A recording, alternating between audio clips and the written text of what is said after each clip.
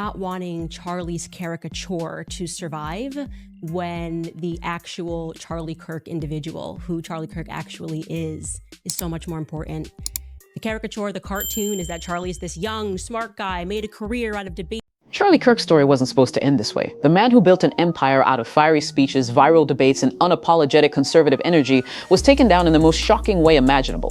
Thousands of eyes watching, cameras rolling, and yet what happened that night left more questions than answers.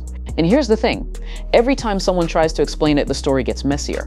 Some say it was a lone gunman, others whisper it was an inside job. And then there are the rumors, whispers of betrayal, hidden money, and enemies far closer than anyone imagined.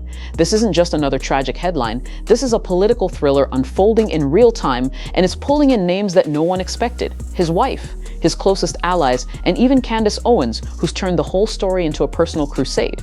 But before we unravel the chaos, I want to make sure you stay with me, because trust me, this rabbit hole only gets darker the further we go. So if you want to follow every twist, every rumor, and every shocking revelation, make sure you hit that like button right now, subscribe, and turn on notifications. That way you'll be the first to know when the next piece of this story drops, because there will be more. All right, let's dive in. A packed university auditorium, students buzzing, cameras rolling, Charlie Kirk in his element, then chaos. Shots ripped through the air, screams exploded, security scrambled, but it was already too late. Charlie collapsed. The man who built a movement from scratch, the voice that could silence an entire room with one line, was gone forever. But almost immediately, the official story felt. Authorities claimed it was the work of a 22-year-old gunman perched on a rooftop, firing into the crowd. Simple, clean, a tragedy, yes, but nothing more. And except thousands of people were there, and the way it all went down didn't look like a random shooting. Witnesses described precision, timing, and a setup so exact it couldn't have been coincidence.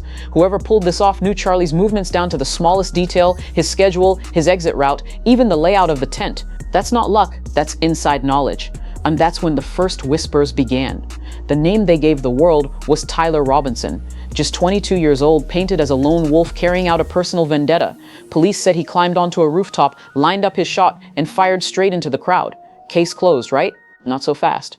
Because the deeper you look, the more the story cracks wide open. Tyler didn't act like an impulsive kid and over his head. Witnesses described him as calm, cold, and steady. No panic, no hesitation. He moved with focus, like he'd trained for this moment. His hands didn't shake, his aim didn't falter. That doesn't sound like a rookie snapping under pressure. It sounds like a professional carrying out a mission. And then there's the intel. Somehow Tyler knew Charlie's exact schedule, the specific route he'd take out of the building, even which exit would be used, information that wasn't public, information only someone inside the circle would know. So the question became unavoidable. Who fed him that information? And perhaps the most chilling part, Tyler wasn't caught by police. No high-speed chase, no dramatic standoff. It was his own father who turned him in. Without that one move, Tyler might have disappeared into the shadows, leaving only chaos and unanswered questions behind. That's not just strange, it's strategic, and it made people wonder, was Tyler Robinson really the mastermind or just the pawn? As the dust settled, people started asking the question no one wanted to say out loud. Was this really the act of a lone shooter, or was someone inside helping to pull the strings? Think about it. Charlie Kirk wasn't just some small-town activist. He had powerful allies, deep-pocketed donors, and enemies who'd been waiting for him to slip up. His events were guarded, his movements controlled, his inner circle tight. Yet somehow a 22-year-old managed to outsmart all of that? It didn't add up. Online forums lit up with theories. Some pointed fingers at Turning Point's own staff, suggesting someone from the inside leaked Charlie's exact schedule. Others whispered about political rivals, people who stood to gain from his absence. Even more chilling were the theories that claimed this wasn't about politics at all, but about money, betrayal, and personal vendettas within his closest circle. Every new detail seemed to push the inside job theory further. The precision, the timing, the strange silence from certain people who usually never missed a chance to speak.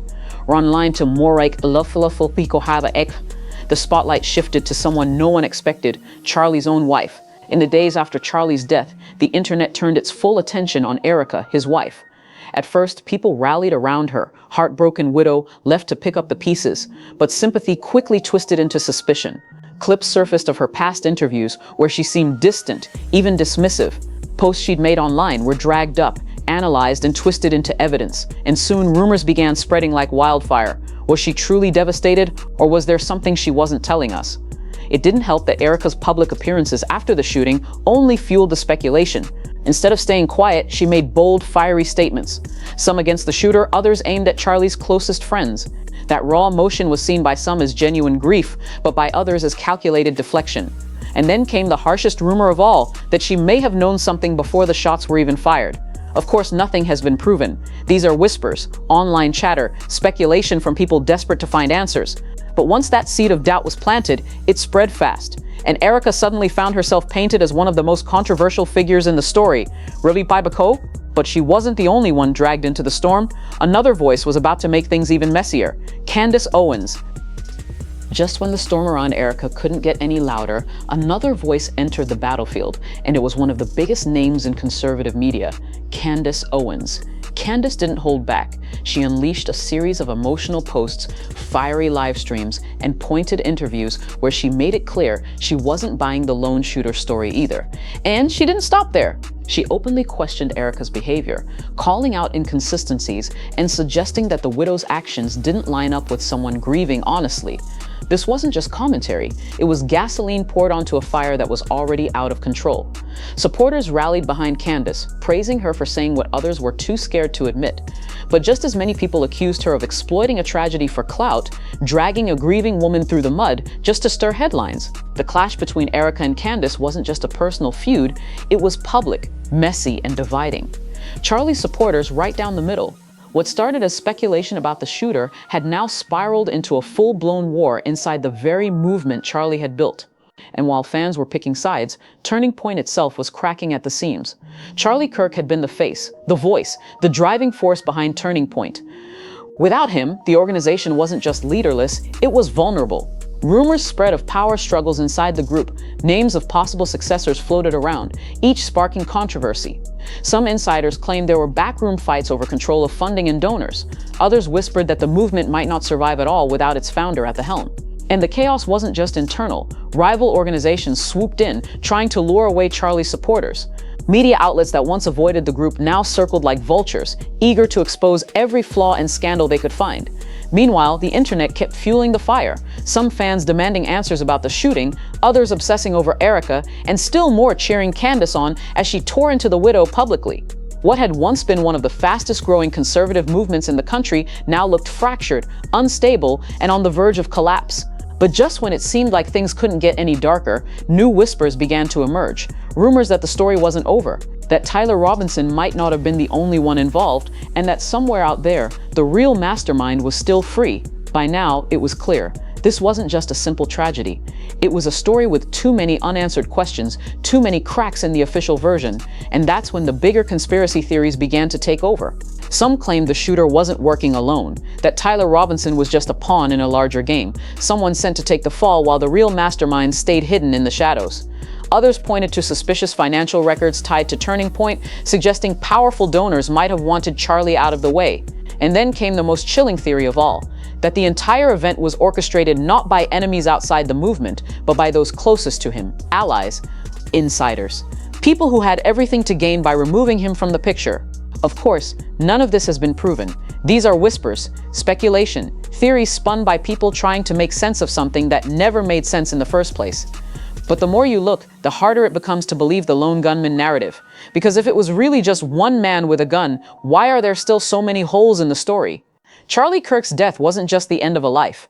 It was the spark that lit a firestorm, tearing apart his movement, dividing his supporters, and unleashing a flood of rumors and suspicions that refused to die. To this day, people are still debating, was Tyler Robinson truly the killer, acting alone in a moment of madness, or was he just the cover story for something much darker, a conspiracy that reached deep into the very circle Charlie thought he could trust? What's certain is this: Charlie's absence left a void that no one has been able to fill. His allies turned against each other, his enemies circled like sharks, and the truth about what really happened that night remains buried beneath layers of silence, speculation, and secrets. But here's the thing. Secrets don't stay hidden forever, and the more people dig, the closer they get to answers that someone clearly doesn't want revealed.